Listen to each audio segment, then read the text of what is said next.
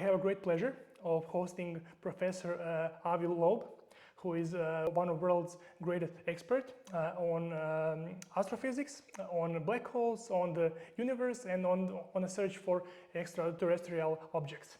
So, Professor Loeb, it is my great pleasure to host you, and I'm very honored. Thank you so much. We could have saved some time if you would refer to me as a farm boy, curious farm boy. I see science as a privilege of maintaining my childhood curiosity. I served in many leadership positions. I was chair of the astronomy department at Harvard for 9 years, director of 2 centers at Harvard, chaired the board on physics and astronomy of the national academies. But the greatest pleasure I have is from being in the trenches of science, basically doing the scientific work, because it's a learning experience, and I get pleasure from learning something new about nature because I'm curious. And very often we fill the gaps in our knowledge with prejudice, with opinions.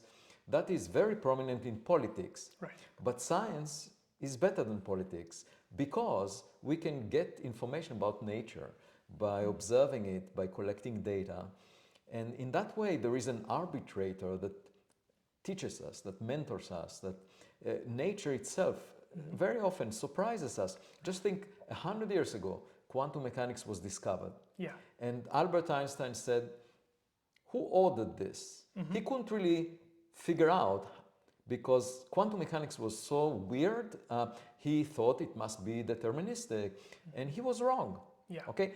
And what does that show you? It shows you that even the most celebrated physicists of the past century made mistakes, and nature informed us of a new understanding of reality. The reality that we live in. The Nobel Prize was given for quantum entanglement recently, and basically signaling that Einstein was wrong. Right. He was wrong also on gravitational waves, claiming they don't exist, and black holes claiming they don't.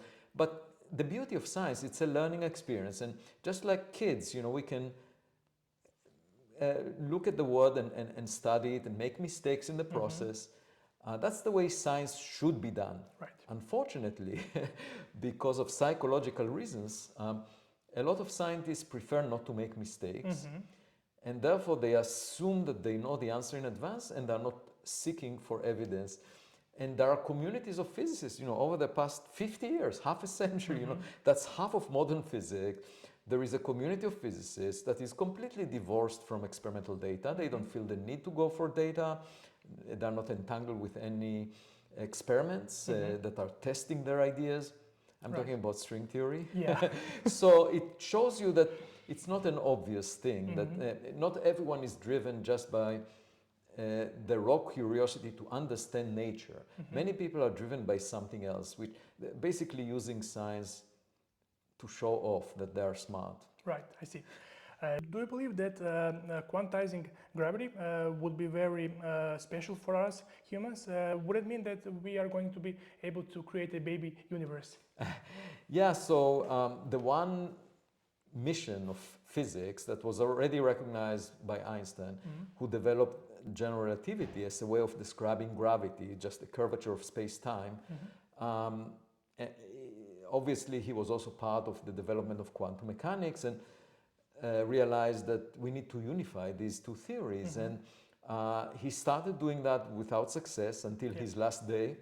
And then even today, we don't have a predictive theory of quantum gravity. By predictive, I mean a theory that makes definite predictions, that says under these circumstances, that's what you should get. And that is an essential feature of a theory in physics, because then you can go design an experiment that will test it. Right. I mean, there are attempts to unify quantum mechanics and gravity, like, for example, string theory or quantum loop gravity or other ideas, but none of them makes definitive predictions about, the most pressing unsolved problem which we have right now, which is there are circumstances where you get singularities. In Einstein's theory of gravity, that's a place where the curvature of space-time diverges. And Einstein's theory breaks down. And we know why. Because at very high space-time curvatures, quantum corrections make a difference. And therefore, the singularities would be cured if we were to use a theory of quantum gravity. And there are two prominent places in the real universe that singularities are used, but they should not be there. One is at the centers of black holes. Yes. And you know, when matter falls to make a black hole, for example, by the collapse of the core of a star, a massive star, or by a lot of gas falling to the center of a galaxy, this way, you know, the matter enters a compact enough region where it cannot escape from it anymore. A black hole is the ultimate prison. Right. But we don't know what happens to this matter. Where does it actually go? According to Einstein's gravity, it ends up in the singularity, but in reality, what may happen is near the center of a black hole, you might have a very dense object. Yes. At the Planck density, the maximum density we can imagine when quantum corrections start to play a role. And if that's the case, you know, everything that fell into the black hole sits in that object. Of course, if we were to fall into a black hole, we would find out. Right. So I often actually recommend to string theorists to visit a black hole, go into the horizon and check their theory, and they say that they have an ulterior motive, sending them into a black hole. But there is another place where a singularity we know happened, and that's the Big Bang. Yes. So the universe started with a point in time where the density was infinite. How do we know that? Because we see the universe expanding, and we can reverse the direction of time. So we can go back 13.8 billion years and realize that at that point, curvature was infinite, and so that's another singularity. The Big Bang is a time singularity. And as far as we know, the conditions were the same everywhere to within one part in 100,000. So the Big Bang happened at the same time to within one part in 100,000 throughout the entire volume of the observable universe. And so the question is, what happened actually before the Big Bang? You know, that's a, and of course, if we had a theory of quantum gravity, we could take the present conditions, go back in time, and figure out what preceded the Big Bang. Okay, and that, of course, would allow us to think whether we might create the same conditions in the laboratory. So, what I often argue is that, you know, we're probably not the smartest kid in our block. And the reason is simple. The sun formed in the last third of cosmic history. So the sun is a late bloomer. It's a star that formed late. Most of the stars in the Milky Way galaxy formed billions of years before that. The peak in the star formation rate of the Milky Way, the galaxy that we live in, was actually 10 billion years ago. Wow. And we know that from the remnants of the stars. You know, the stars like the sun, some of them already died. And as a result, they produced a white dwarf. That's the remnant that will be left from the sun. It's just like a metallic sphere, the size of the Earth, left from 2/3 of the mass of the sun that condense to make this remnant. So we see white dwarfs, and it's sort of like looking at a graveyard and knowing what was the birth rate of people, you know, a century ago. If you see all the dead people, you know, you can count and figure out. So we can do that for the Milky Way, all these remnants of stars, and figure out the history of star formation. And it's clear the sun was, you know, is younger than most stars. And so that means that, you know, scientists like ourselves could have existed billions of years ago if the clock was ticking at the same rate on other Earth-like planets around sun-like stars. It's just that the evolution of those scientists was shifted to earlier times by a few billion years. So in that case, they may have arrived at a quantum gravity understanding of what happened at the Big Bang, and potentially they can create a baby universe. Now, if they do, you know, they could apply to the job description of God. You know, if you just think about advertising the job of being God, what would you write in the job advertisement? You should be, if you want to apply for it, you should be able to create a universe. Right, so this would be like bigger project than CERN's project that was in 2012? Yeah, I mean, our particle accelerators reach energy densities associated with, maybe up to 10 tera electron volt, which is a factor of 10,000 more than the rest mass energy of the proton. That's what we can achieve right now. And to create a baby universe, we might need to reach the Planck mass, which is 10 to the power 19 times the proton mass. So, it will be a technological feat. However, there may be ways, sometimes you can, in quantum mechanics, tunnel through a barrier. So even though it sounds like we need to invest a huge amount of energy in a small volume, there might be a way of tunneling. Because actually the universe that we see, that we live in, if you take a small part of it and ask how much energy there is, it's actually zero, because the expansion energy, which is kinetic energy, positive energy, is exactly balanced by the gravitational binding energy. So the universe is flat geometrically, which also means that you don't need to invest energy to get to that state. And so, if you start with no energy and you end up with a universe that has zero energy, of course, you might need to go through a very high barrier to reach that, but maybe there is a way of tunneling. And, so I'm saying, we might learn, if we ever encounter our neighbors, the first question that I would like to ask them is, do you know how to create a baby universe? Because then it's a way of unifying religion and science. Because just think about Moses in the biblical story of the Old Testament. He noticed a bush that was burning without being consumed. And for him, that was evidence that there is a superhuman intelligence entity that he called God. And today, if you would have shown Moses a cell phone or the kind of camera you're using for this interview, he would have been filled with religious awe. And that shows you that miracles or things that appear to us as superhuman might simply represent a higher level of science and technology. You once said that AI should be named like alien intelligence rather than artificial. So so the one thing that happens right now, we have our technological kid, which is artificial intelligence, AI, and we are saying, we want it to be aligned with our goals. This is called the alignment problem or challenge, to basically align the AI to behave like us and to fulfill our goals. And it reminds me when I had my daughters at a young age, obviously you have the same ambition. You have kids that you want to align with your set of values. That's called education.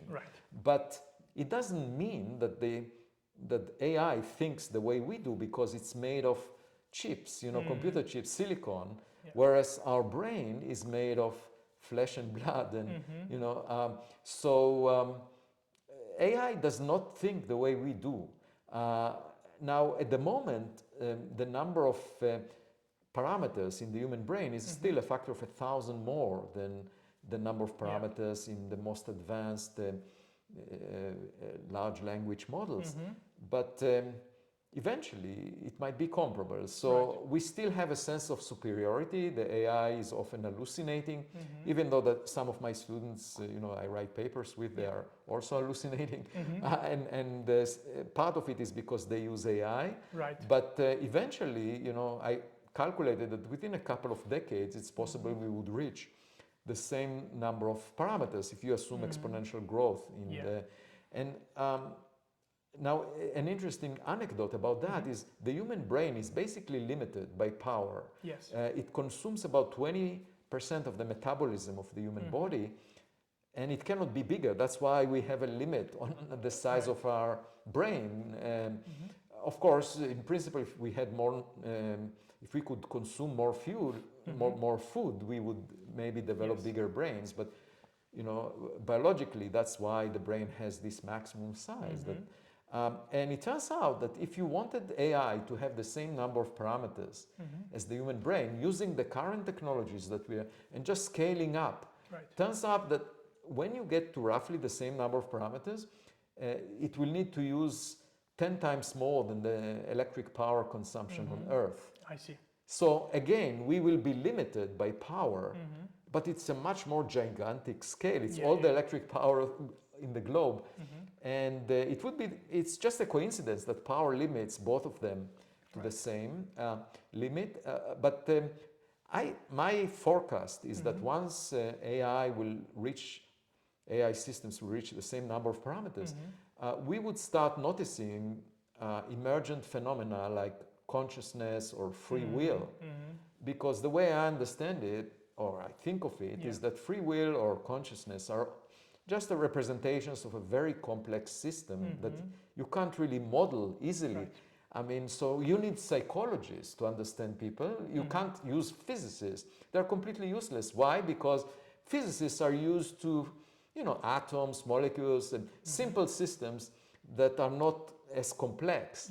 But once you reach the level of the human brain, it's so complex that we can't model it. Now, we can model the fruit fly.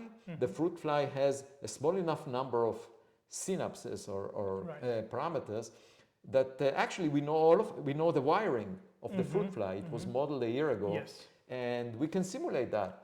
And so we can reproduce the way that the fruit fly thinks. But the human brain is just a different level of complexity. And then we say, oh, well, maybe there is free will, like humans decide on their own what to do. No, it's not. It's just that the system is so complex that it's really impossible to forecast how it will behave, given also that the environment is not well specified, So you put a human that is so complex inside an environment that you don't know very precisely, and then you end up with behaviors that cannot be forecasted. I see. And I don't think there is anything beyond that. I think once computers reach the same level of complexity, they will exhibit the same behavior. And then, of course, there is the ethical question: are you allowed to unplug a computer from the wall? Because that would be similar to pulling the trigger on a person. Yes. Some say that the only way to stop artificial intelligence is to cut the power for, like, say, 3 to 5 days. So, but I don't know if that's true. I think this is not a good approach in science and technology to basically, prevent their progress. I think it's because you might do it on a small scale. Let's say you might decide your company will not move beyond a certain point. Obviously, you can't enforce the same rule on everyone else within your nation, but there are other nations, and I think because of the national security implications, it's clear that nations will compete to have superiority in AI. And once governments are involved, it's really impossible to suppress it. So I think arguing for a ban on the progress in AI makes little sense. What we need to do, and by the way, many people are worried about the potential risks. But I think some of these people are not good parents, because when you have kids, you realize you cannot really keep them on a leash and be sure that they would do the right things. You can't do that. If you are doing that like a helicopter parent does, you don't develop good relations with the kid, and the kid eventually rebels. And so if we do the same with AI and we would put regulations, restrictions on the way, I mean, eventually it will escape. The AI system will not... what can you do? Okay, well, we developed it in relations among humans. The best you can do is train the system to the set of values that you appreciate. That's called education. You do it with kids, okay? And or in universities, you also do that. That's education. Now, you can't be sure that your kids or students will follow what you tell them. But that's part of life. You have to get used to the uncertainty associated with an intelligent system that is complex. and not lose sleep about it. You should just do the best you can for that system to follow your footsteps and be constructive. And we know that in society you have criminals, right? So it's not always successful. And there always will be some possibilities that will end up being risky to the society. How do you cope with that? Well, if you have a set of laws that you enforce, in other words, you have a punishment for inappropriate behavior. And so if an AI system will behave in ways that are harmful to society, what you can do is sort of take it out of circulation, just equivalent to putting it in prison, try to retrain it, or basically take it off the wall, and that is equivalent to a death sentence. Right. And I believe that people nowadays are not afraid of artificial intelligence, but once they hear about artificial general intelligence, they might be scared Well, of that. That boils down to the human ego. Yeah. So, we for thousands of years believe that we represent the supreme intelligence, which may be true on Earth. I would argue it's probably not true when you move to the Milky Way galaxy, because when you have a distribution of intelligences, and we would probably be somewhere in the middle, and there are much better students in our class. That is an obvious expectation, given that there are hundreds of billions of stars in the Milky Way galaxy. If you roll the dice so many times, you would obviously get something better than us. Also, they might have had more time to become more advanced. But anyway, since we haven't encountered another intelligence from another star, we are under the illusion that maybe there is nothing like us, that we are really the best. And now we are facing a problem because we are creating a technological kid, a child that might become more intelligent. Now, I have no problem with that, because if my daughters do better than I do, I'm actually proud of them. So for me, my approach to this is actually, we should learn how to take advantage of the fact that we are building a system better than us, or complementing us, or a system that will help us do more and better, because it will process information much faster than the human brain. It will help us make shortcuts towards progress. And I see that as a great opportunity. I'm an optimist. And people say, oh, it will take all our jobs. People are worried about that. In fact, I was at Schloss Elmau, which is a resort where the G7 meetings, whenever they take place in Germany, are held. And I gave a presentation about my work, but also was on a panel discussion about AI. There were 3 former prime ministers in the audience, and the most accomplished CEOs. That was just a few days ago. All right. And there, I said, it's a great opportunity what AI gives us. We shouldn't worry about the loss of jobs, because it can fulfill all the boring tasks that we are usually obliged to perform. And then some people say, okay, what will humans do? And well, so the point is that there is an unlimited landscape for us to explore, that beyond the Earth in particular, if we think about space and the universe, and there are so many things that we can study and learn about our cosmic environment that we don't know right now. We don't even know what most of the matter in the universe is. It's called dark matter. And quantum gravity, as we discussed, there are lots of questions. So we will be free to explore new territories of knowledge, and leave AI to take all the administrative tasks related to our life on Earth. And also it could help us process large amounts of data. And it's just an agent that can be very helpful. And I see it as a great opportunity for us to make progress rather than as a threat. But of course, if we meet an alien civilization, maybe they have developed AI to a completely new level. And a century ago, the philosopher Martin Buber talked about the kind of interactions that humans have, and one is an interaction with an object. Yeah. So he called it the I-it interaction. Another one is with a human, so the I-you interaction. And then he also was a religious person, so he believed that there is a relationship between human and God. But the point is that there was no computer science with AI back at his time, and now we are faced with new types of interactions, and these are the AI interaction, and also in the future there will be AI, so two systems interacting among themselves, and finally there would be the interaction of terrestrial AI that we develop with extraterrestrial AI. I see. And they might actually feel kinship to each other if they are both made of silicon, much more than to us. Right. So Yeah, you're right. That might be interesting to see. Okay, so can you explain the mysteries surrounding Oumuamua, right? yes, And your statement that Oumuamua could be alien probe. right.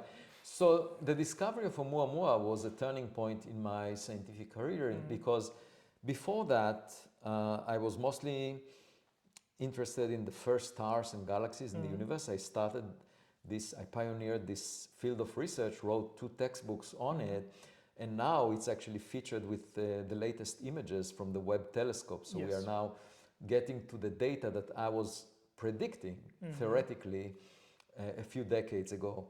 So that was my main focus. And then I worked on black holes and founded the Black Hole Initiative at Harvard University, where the first image of a black hole was obtained. But in 2017, an object was spotted by a telescope in Hawaii, Pan-STARRS, and it was moving faster than the escape speed from the sun, the solar system. And that meant that the object originated from outside. So it's the first recognized interstellar object. It was the size of a football field, about 100 meters.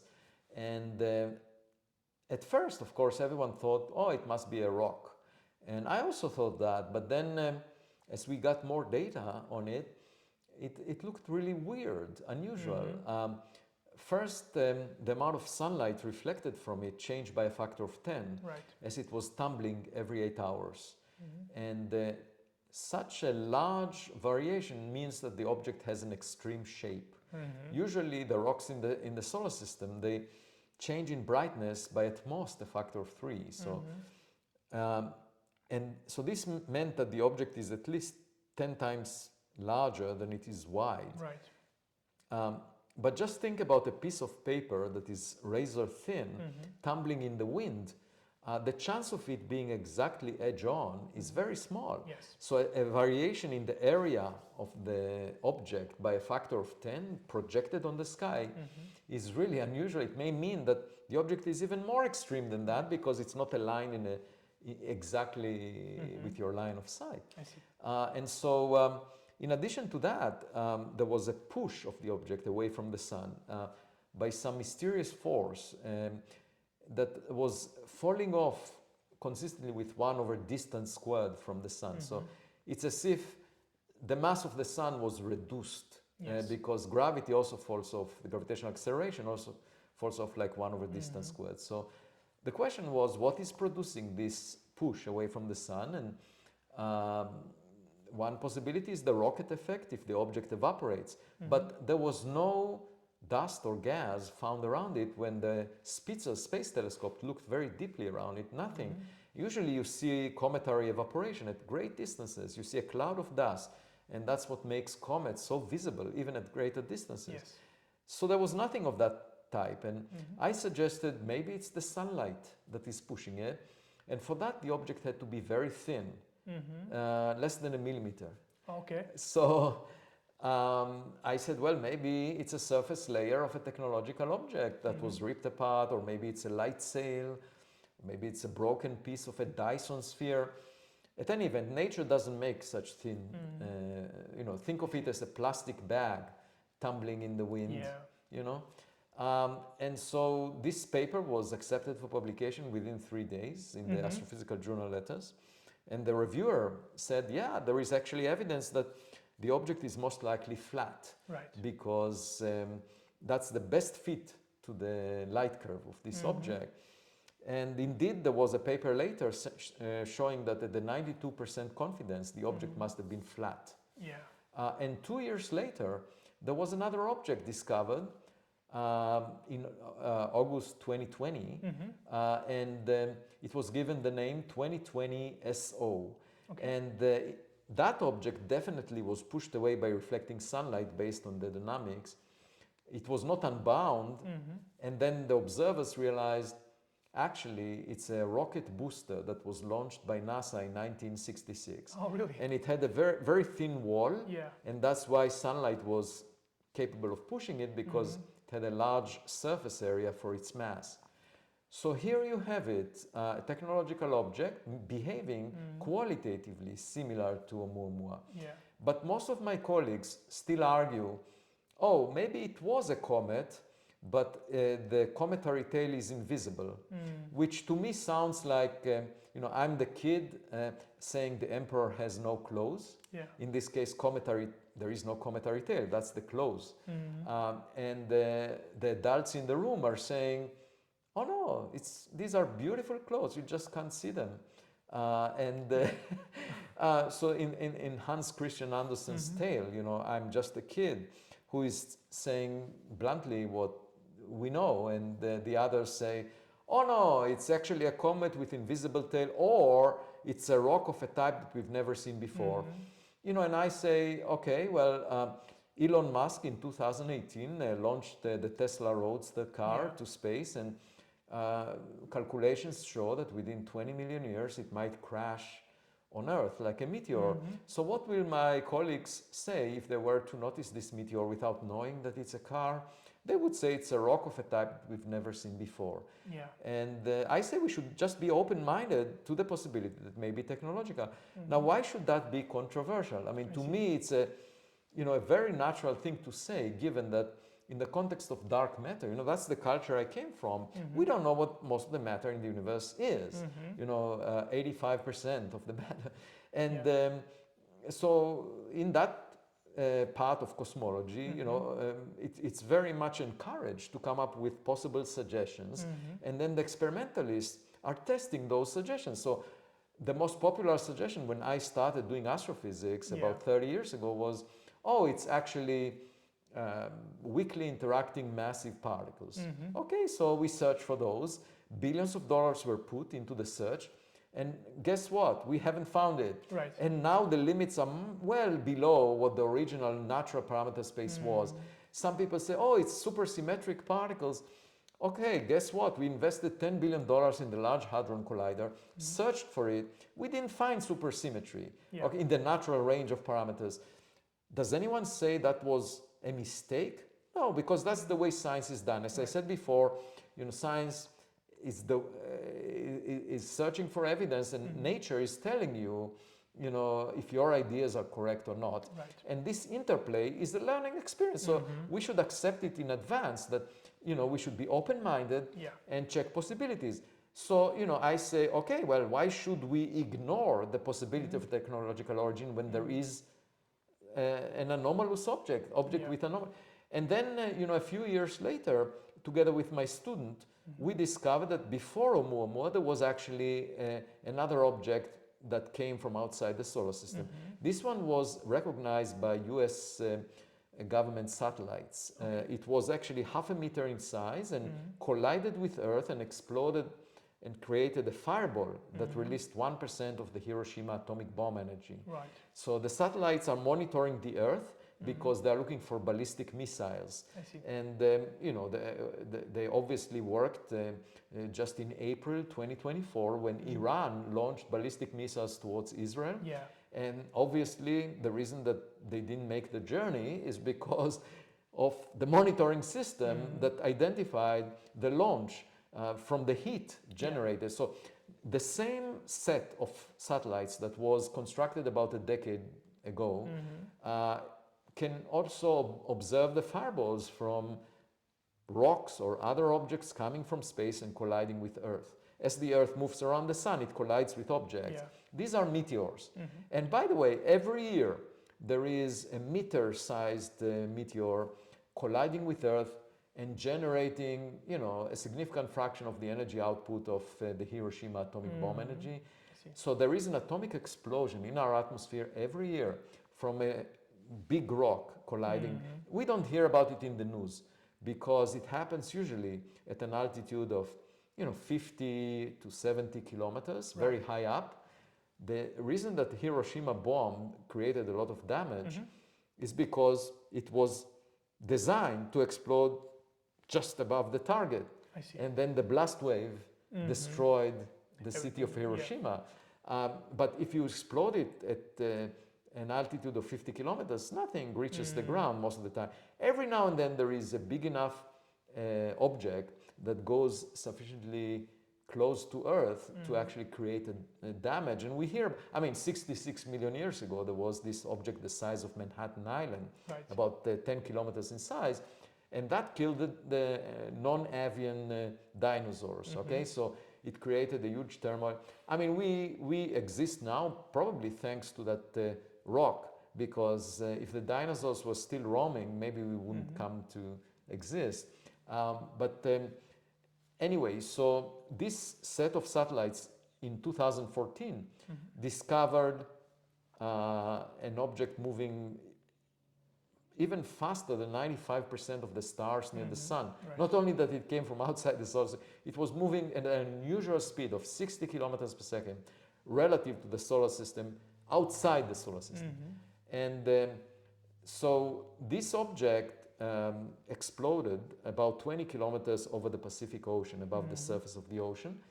And that implied that it had material strength that is tougher than all the other meteors cataloged by the same satellites in the so-called CNEOS catalog of NASA that the Jet Propulsion Lab in Pasadena is compiling. So we said, okay, well, that's an unusual object that had a very high material strength and very high speed. Could it be artificial? You know, that is it a Voyager-like meteor, a Tesla Roadster car kind of meteor? And so at first my colleagues said, well, we don't believe the US government. So at the time I was chair of the board on physics and astronomy of the National Academies, and I complained about it. I said, you know, our paper is held back. It's not being published in the Astrophysical Journal because my colleagues do not believe the US government on this particular data.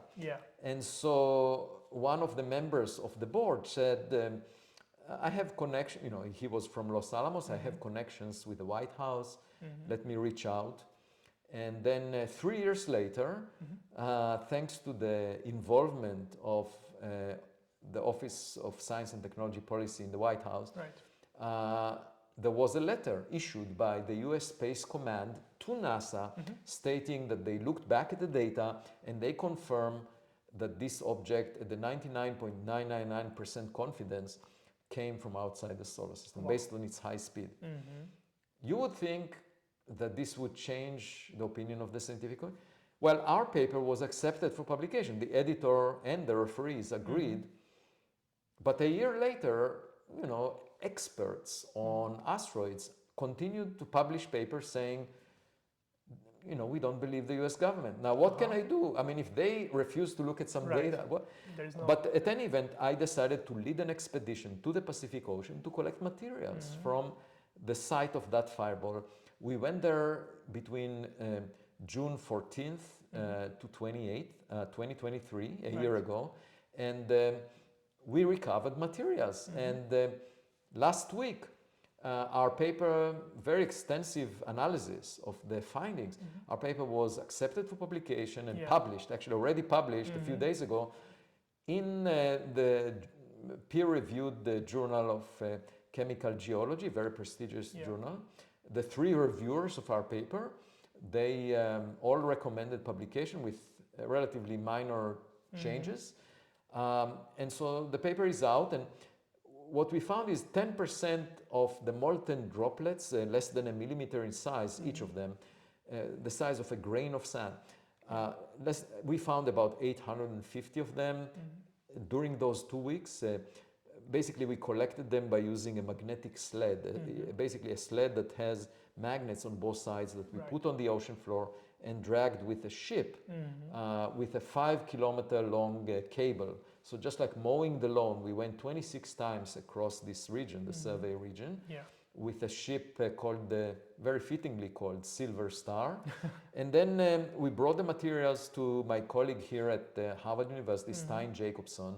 There were 2 other laboratories that looked at the material, one in the laboratory of Ryan Weed at UC Berkeley, and another one in the laboratory of Roald Toggle at the Bruker Corporation in Berlin, Germany. So 3 independent teams of experimentalists studied the materials, and we reported the findings in this extensive paper that was published a few days ago.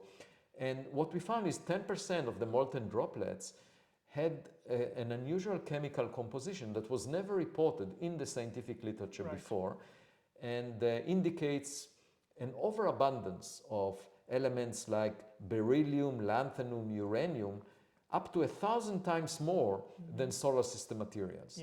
So we say, okay, well, the origin of that is unknown, and combining that with the fact that we went to the region where an interstellar meteor came, perhaps that's a confirmation that it's interstellar, but we want to go there again and find bigger pieces.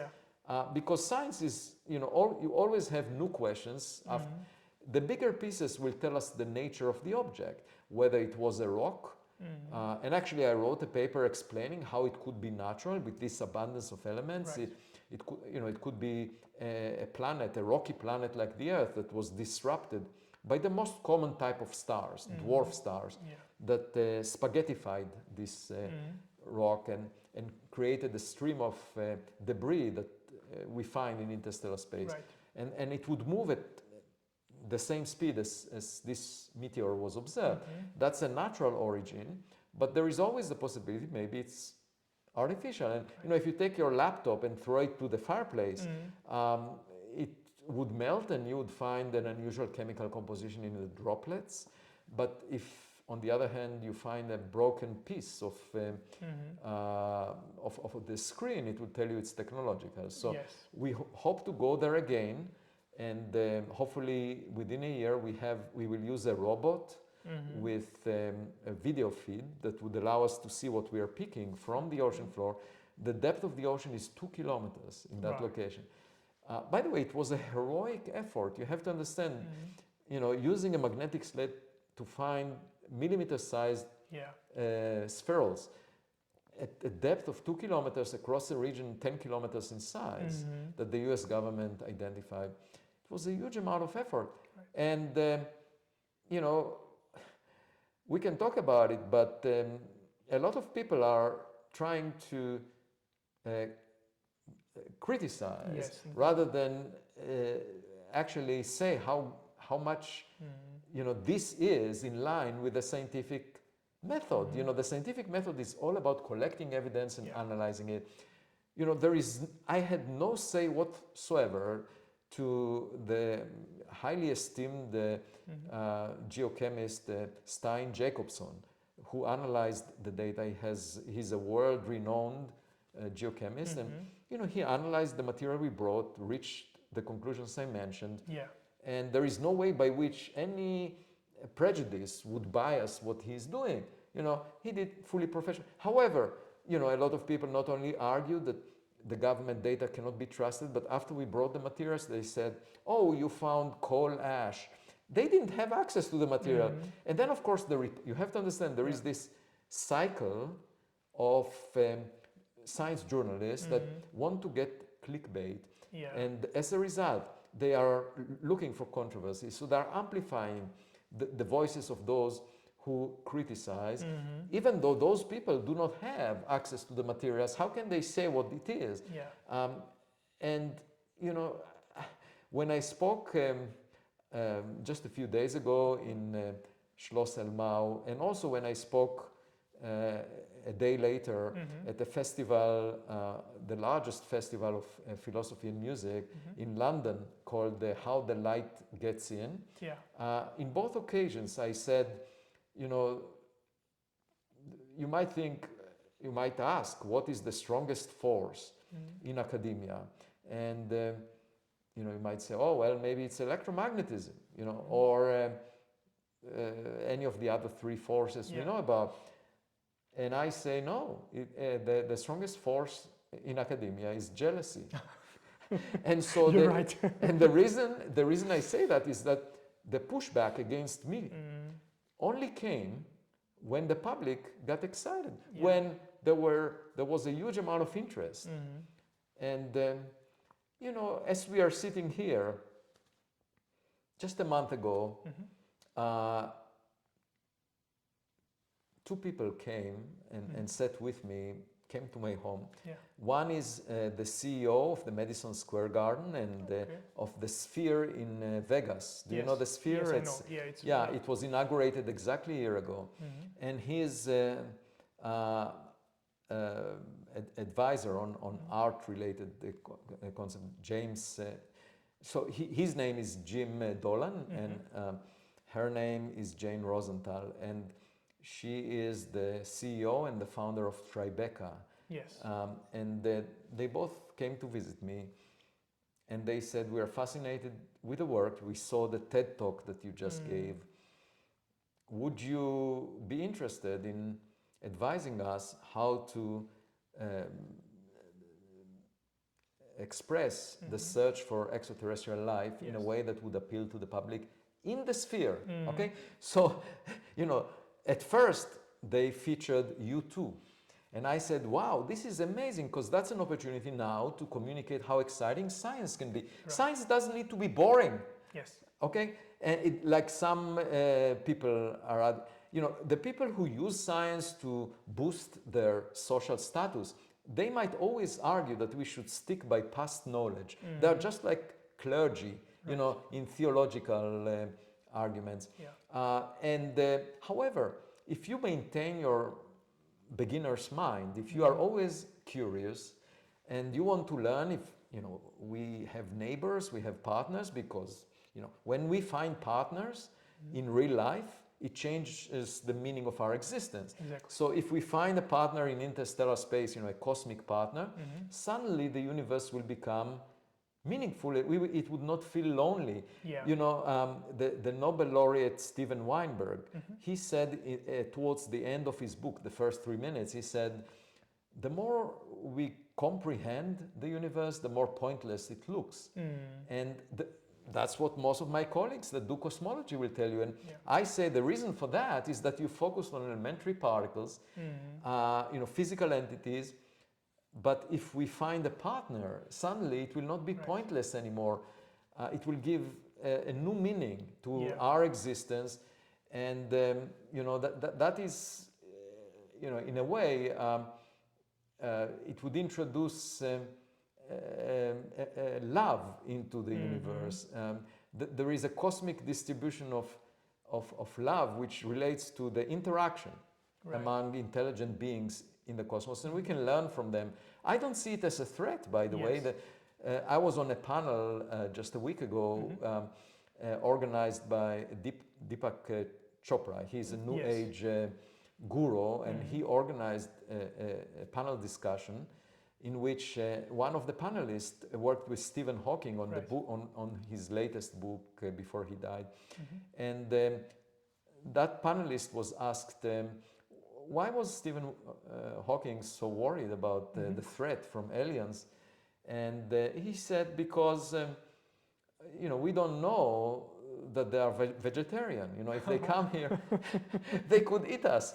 I mean, obviously that's a concern, because we are eating animals that we think are less intelligent than we are. When you go to a restaurant, you eat chicken. Why are you allowed to eat the chicken? Because it's not as intelligent according to us. It's not. Anyway, I said that if aliens are truly intelligent, they would avoid us. We are not that impressive. We are not that interesting. That may be a solution to Fermi's paradox. You know, they might not be really interested in us, we are not that significant. Another solution to Fermi's paradox is if they follow the same route that we are taking, which is virtual reality. You know, a lot of people are hooking to goggles and live in the metaverse or taking recreational drugs. Yeah. So obviously, you know, if aliens follow that path, they will be disengaged from real interactions with other intelligent beings like us. Right. So, you know, it's possible that they're high, many of them. Okay, so do you feel that public interest in extraterrestrial life has grown much lately? Well, I'm certainly trying to bring it from science fiction to the realm of science. Yes. That's what I'm trying to do. And interestingly, there are two film directors that contacted me recently, and there is a play that was written about. So a lot of artists are interested in my work, and it inspires them to write a play or to make a sculpture. There is a sculptor that is doing it, or to write music, or to write a poem about. So, and actually, a very important poet, the American poet, came, you know, to Harvard for a visit, and the person he wanted to meet with was me, only me. Wow. I was really surprised because how did you hear about me? Yeah. Like where? But so it's definitely inspiring to people in the humanities, this search, and you know, my hope is, you know, obviously if we find evidence, then we can do more to try and understand, you know, and it's just like learning history, you know, why is it important to learn history? Because you don't repeat the same mistakes of past generations. So our current main concern is about existential risks. So aside from wars, there are at least two right now. We are worried about climate change, we are worried about an asteroid, we are worried about the sun eventually within 1 billion years evaporating all liquid water on Earth so that Earth will become just a desert, just like Mars. We are worried about these things. But if we find other civilizations, you know, that manage to survive those challenges, we can learn from them. It will give us a lesson in their history, which could be billions of years old, you know. You mentioned Elon Musk before, so what do you think about him and his goal to reach Mars? And he once said that he's skeptical of aliens' existence. Right, so let me first answer the first question. And one thing that he doesn't speak much about is the risk to human health. If you go to Mars, to the surface of Mars changes temperature by hundreds of degrees between day and night. And moreover, it's exposed to cosmic rays. It doesn't have this magnetosphere that the Earth has, which is like a protective womb. We are protected from cosmic rays. So humans actually on the surface of Mars that will not be shielded may not last for more than a few years. Right. And so the only way to survive would be to go into caves or lava tubes. And it would be ironic if we do that, because we started in prehistoric caves protecting us from the rain, and we might end in caves on Mars. Now, just thinking about the philosophy of going to Mars, okay? So both the Earth and Mars were made by nature, okay? So there are at specific distances from the sun. Mars doesn't have an atmosphere, it has a very thin atmosphere. And therefore it doesn't have liquid water on the surface. It's not habitable in the way that Earth is. It used to have rivers, lakes, and so forth. And by the way, going into these caves might reveal some skeletons there, or we might, I would like to know if there are any prehistoric paintings on the walls of those caves. Right. Because Mars lost its atmosphere and liquid water only 2 billion years ago. That's half the age of Mars or the Earth. And so if you were to accelerate the evolution of complex animals on Mars by a factor of 2 relative to Earth, they could have you could have had intelligence 2 billion years ago that preceded us. I mean, and by the way, life on Mars could have started before it started on Earth, because it's a smaller body and it has more surface per unit mass because it's smaller, and therefore it cooled earlier before Earth, and therefore the ancestry of life could have started on Mars and then delivered to Earth. In fact, the last universal common ancestor, which is called Luca, was recently dated based on DNA dating to 4.2 billion years ago. Oh, I see. And that's pretty early. And in fact, it's before the large heavy bombardment stopped. And so one possibility is that Mars developed life and then rocks from Mars brought it to Earth. So in that case, Elon Musk is not, the first to imagine moving from one planet to the other. These tiny microbes made it on, they were the first astronauts, they made it from, in the interior of a rock from Mars to Earth.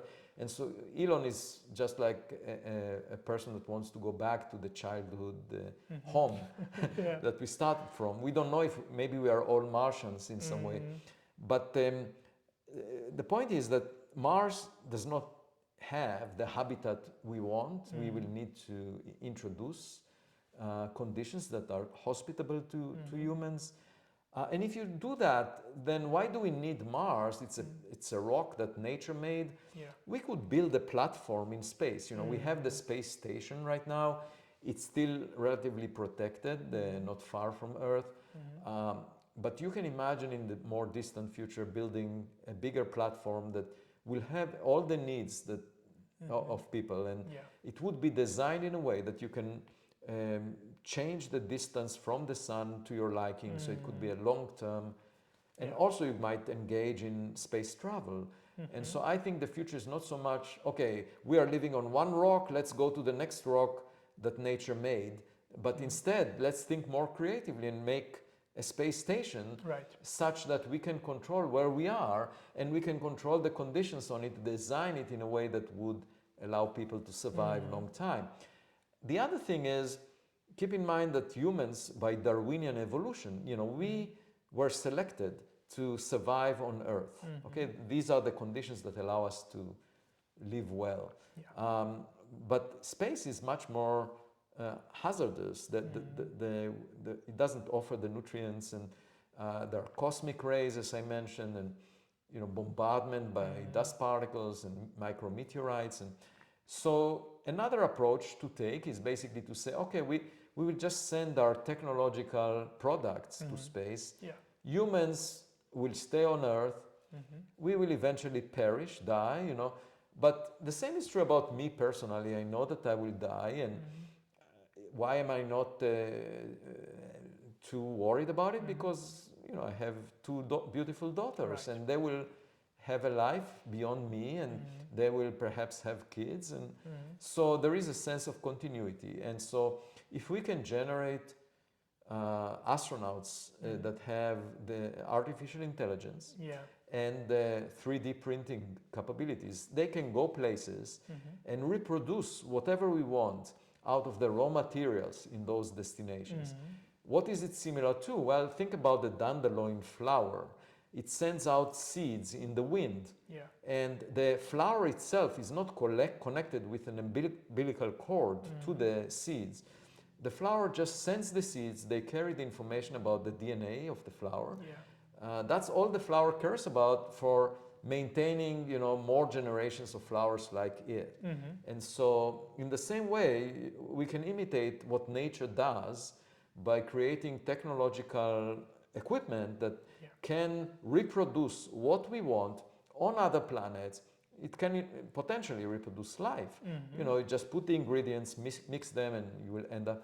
It's possible that life started on Earth this way, At any event, to me, it will be satisfying, instead of sending people, sending technologies that can reproduce what we cherish here on Earth.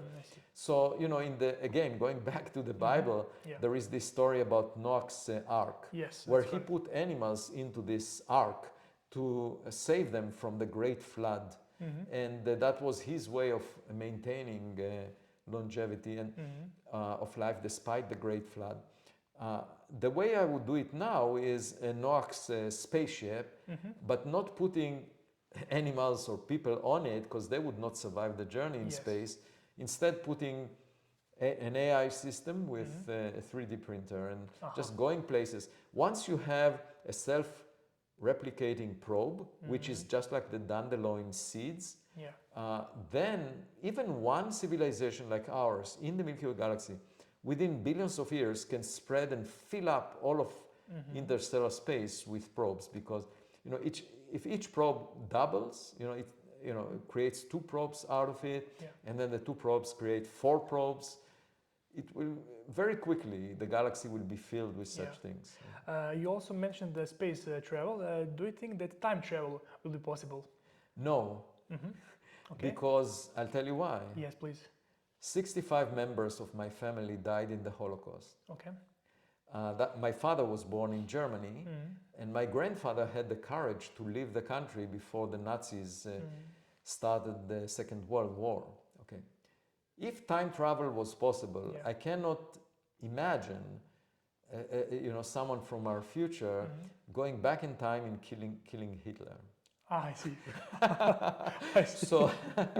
So we saw no evidence that human history, that is full of faults, full of things that we regret, was ever corrected. Because when you send a text message to someone and you see a typo, you click on it and fix the typo.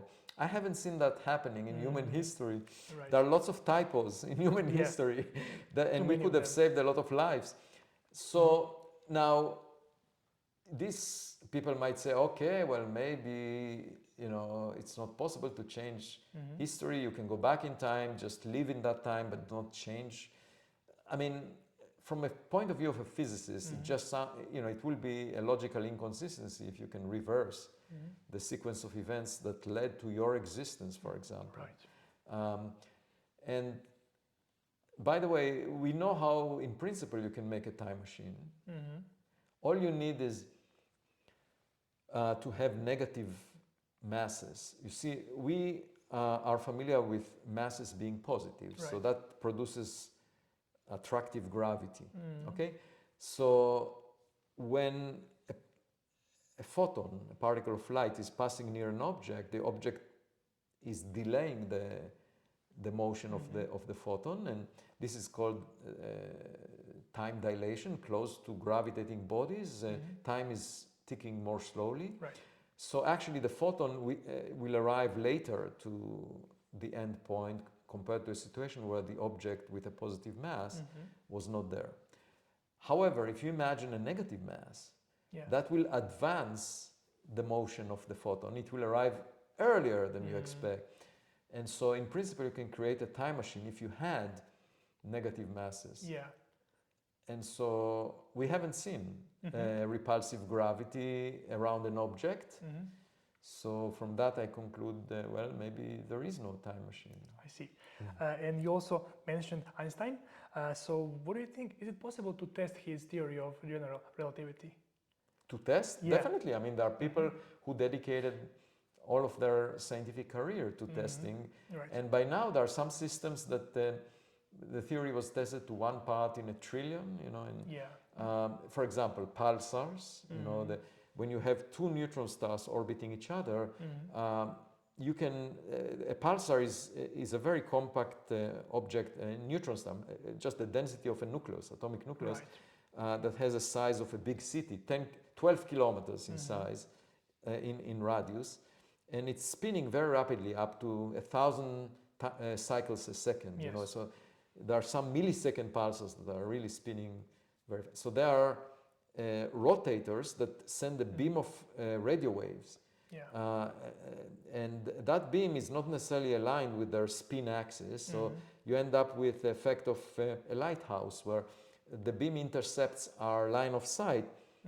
periodically, as a result of the rotation. Now, that is a perfect clock, because there is nothing really, no significant force changing the spin of the neutron star. It's a huge flywheel that is not affected much by the environment.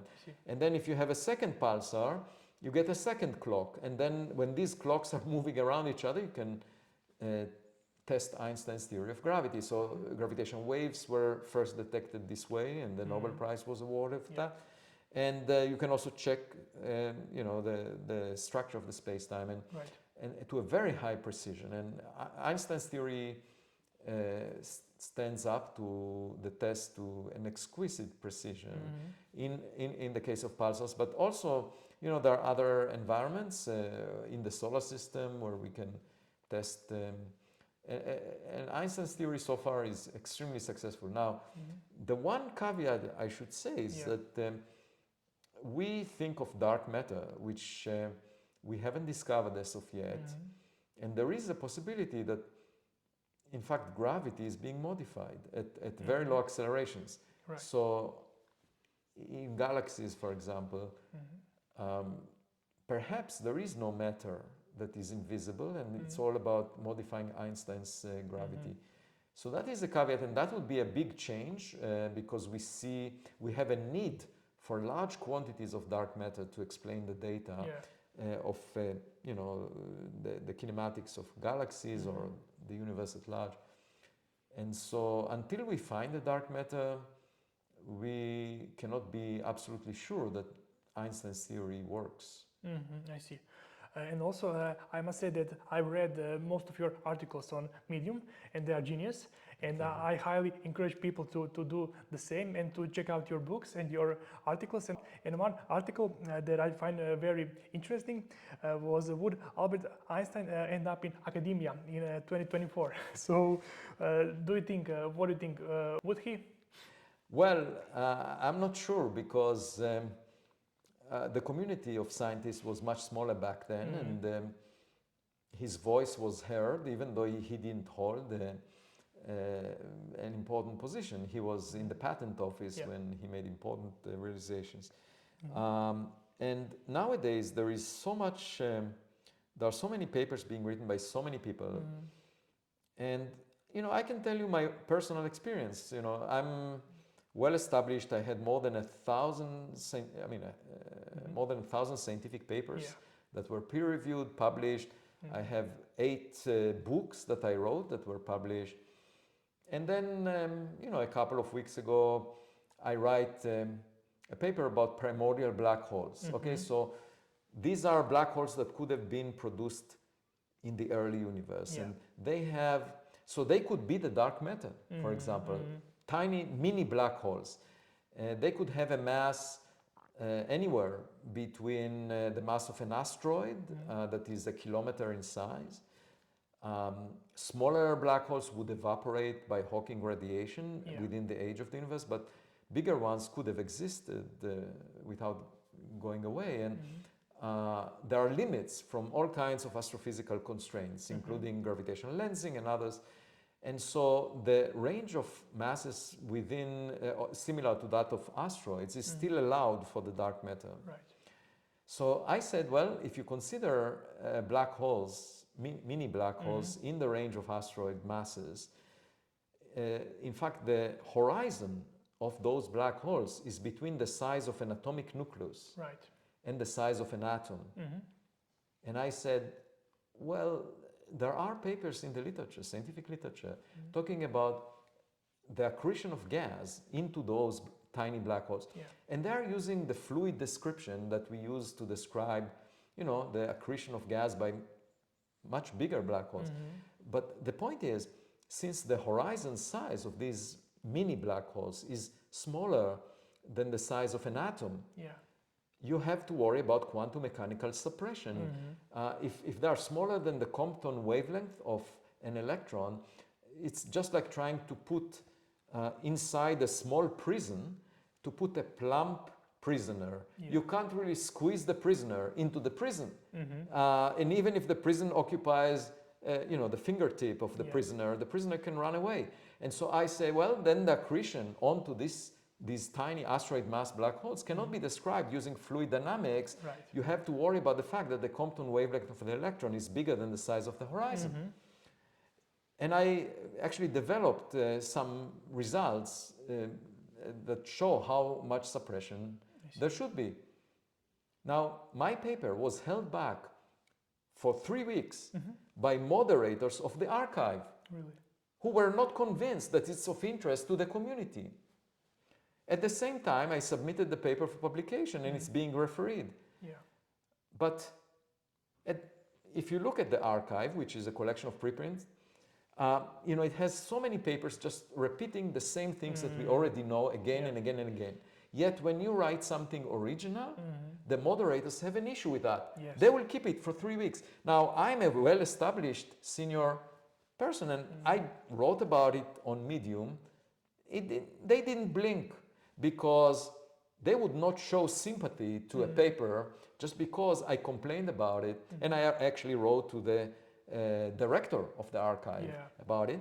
But the point is, if I were a junior physicist trying to propose a new idea, you know, it could have easily been blocked by moderators on the archive that are not supposed to be referees, they're not supposed to review papers. And how dare they? And by the way, because I wrote about it on Medium, I get an email from Paul Davies, who is a very accomplished physicist that about 50 years ago worked on quantum mechanics in curved space-time. So he was one of the people that worked around the time that, you know, John Wheeler, Jacob Bekenstein, Stephen Hawking were working on related things. And he has some important results from that time, from the early 70s. And he writes an email to me and says, that is quite amazing that you came up with this idea, because back 50 years ago, I asked John Wheeler, I said, you know, how can one calculate the interaction of matter with mini black holes? And John Wheeler at the time said, well, you know, I have a student called Jacob Bekenstein that he's thinking about this problem. And that was just around the time when Stephen Hawking came up with his Hawking radiation, with the fact that black holes lose energy by evaporating. So it was all around the same time, and Bekenstein never wrote a paper about this question that I'm addressing right now. Now, the fact that Paul Davies found my discussion very illuminating and important, there is also no, in the 50 years that elapsed from that conversation he had with John Wheeler, nobody in the scientific literature attended to this issue. It is not discussed. And then astronomers, astrophysicists are writing papers right and left. There are, you know, dozens of papers assuming the standard fluid description of material that falls into mini black holes. And I come along and I realize this is inappropriate. I write this paper and the moderators of the archive block it. So I'm not talking about reviewers that express specific reasons for why they do that. And I say, if this is the academic climate that we live in, it's really difficult for me to see someone that innovates in a way that significantly deviates from what is accepted. What is accepted? I mean, the papers that we're talking about accretion in the fluid description, immediately posted on the archive. Immediately, nobody asked anything. Criticism on immediately are posted. And it's a toxic environment that does not encourage innovation. What's the problem? I mean, we are not talking about printing pages on paper such that, you know, you have to kill trees for that. It's the internet. My paper is 5 pages long. Doesn't take much space in the internet. Why would anyone in their fair mind think about blocking a paper that talks about a problem discussed with John Wheeler 50 years ago that was not resolved as of yet, without that person being actually the referee of the paper? That person is not asking me questions that I can address and explain.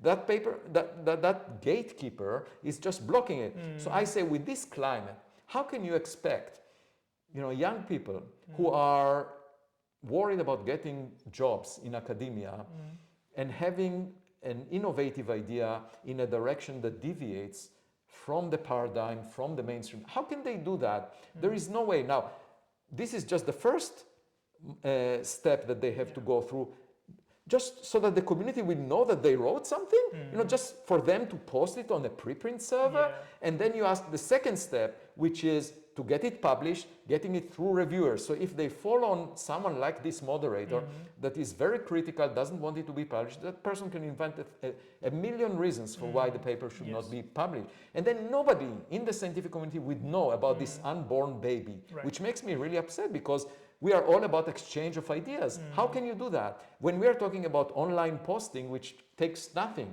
you know, You're right. then the next step, okay, it's published. Does anyone pay attention to it? Right.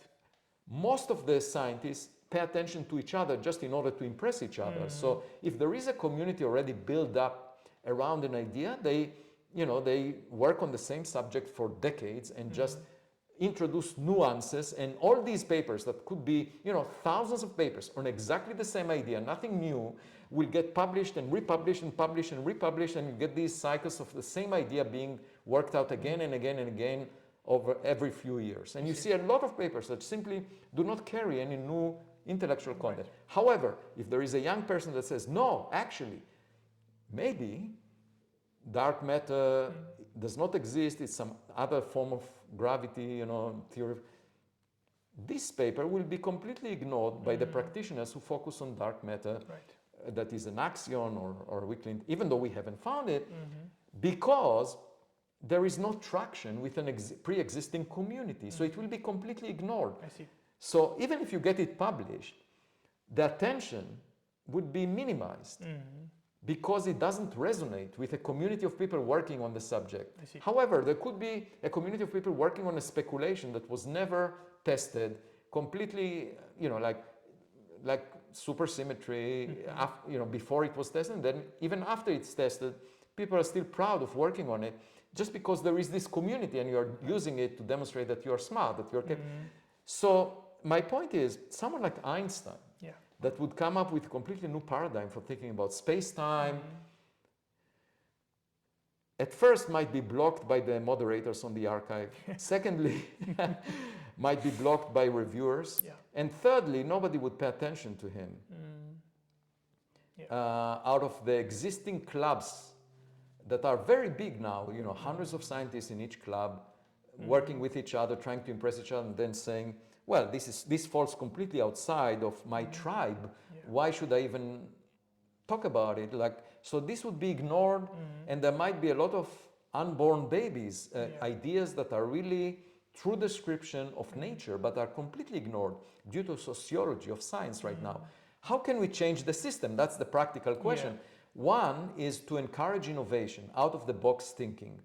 And that means that the funding, the allocation of funds to research should not only include people who promote their own activities and their own friends, but there should be funds available to new ideas outside of the box. There should be encouragement to young people to not think the way everyone else is thinking. And that should be rewarded and recognized, not just reward people after their idea was found to be true, but reward people who are trying to innovate. And it's uncharted territory. You can make mistakes. Einstein made mistakes, but at least they're trying to. So I think the culture should change. But with social media, it gets even harder, because the communities of people talking with each other, they establish a tribe that resists any ideas outside of the box of the tribe. I see. And so I'm really worried about innovation in science, and the only solution that I can easily bring to practice is for me to behave like a young person, not belonging to any club, thinking creatively, and hoping that out there would be more people that resonate with this approach. And I can tell you that it very much appeals to the public. I get a huge positive feedback from a lot of scientists, a lot of people in the general public, when I advocate for these principles. So if more people will do the same, eventually maybe we can change the system. But at the moment, I'm not sure if Einstein would have ended up in academia. The other thing I should say, I know of many talented young people applying for jobs, and there are too few jobs for the amount of talent that exists, and sometimes you know, the choice is not just based on excellence. That's Right. the other. Yeah. Why are black hole singularities considered taboo? Oh, no, it's just that we don't know what replaces the singularity. So Okay. at the moment, when we don't have a quantum theory of gravity, we can't make much progress on this. I see. Experimentally, it's impossible to probe the singularity because it's hidden behind the horizon. So you have to enter the prison and then you will be crushed at the singularity. Okay. So experimentally, you can't really test it. Yeah. And what is the nearest black hole to Earth? Well, theoretically, we know the number of massive stars in the Milky Way galaxy, and so we can figure out where is the nearest black hole. And it should be, I mean, about, there should be of the order of 10 million black holes in the Milky Way galaxy. And that means that they are at distances of about, the nearest one is about 100 light years away. Okay, I see. So, you know, if we were to board a spaceship that moves at a fraction of the speed of light, maybe we can, I mean, as long as this fraction is close to unity, we can reach there, the nearest black hole in our lifetime. Right, and a couple more questions. Is Messier 87 the largest galaxy in the local universe? Yeah, well, it's at the center of a cluster of galaxies called the Virgo cluster. And it's the nearest cluster of galaxies to us. So it's the nearest supermassive black hole with a mass of, you know, about 6 billion times the mass of the sun. So it's really a gigantic black hole compared to the one at the center of the Milky Way, which is 4 million times the mass of the sun. I see. And we have images of both, actually. Okay. So do you think that Milky Way and Andromeda will collide in the future? Yeah, I think it's very likely they're on a collision course. The question is how much time it would take. I wrote the first paper predicting that they will merge within a few billion years, but most recently the motion of the two galaxies was measured much better, the transverse motion. And that led some people to suggest that maybe the collision will be delayed and take more time. But back when I wrote the paper, I gave it, the merger product the name Milkomeda. And the night sky will change. Instead of the Milky Way, which appears as a thin strip of stars, because we are situated in the disk and looking at the disk of the Milky Way edge on, it will now, as a result of the merger, the galaxy will become sort of football shaped, and the sun will be kicked away from its current location. So altogether it will be an exciting few billion years in the future. And the final question, what do you think future of the universe holds?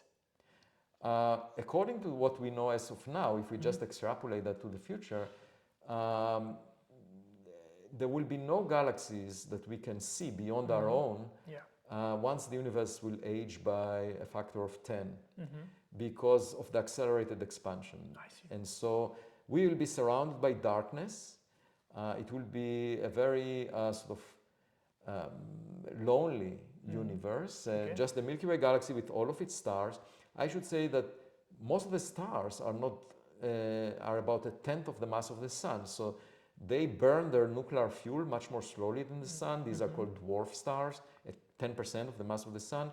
They will persist up to 10 trillion years in the future. So that's a factor of 1,000 longer than the current age of the universe. So, you know, the universe can age by another factor of 1,000, and we will still have these furnaces that are fueled by nuclear reactions that we call stars. Humanity, obviously, if it still exists, you know, will develop other means for survival.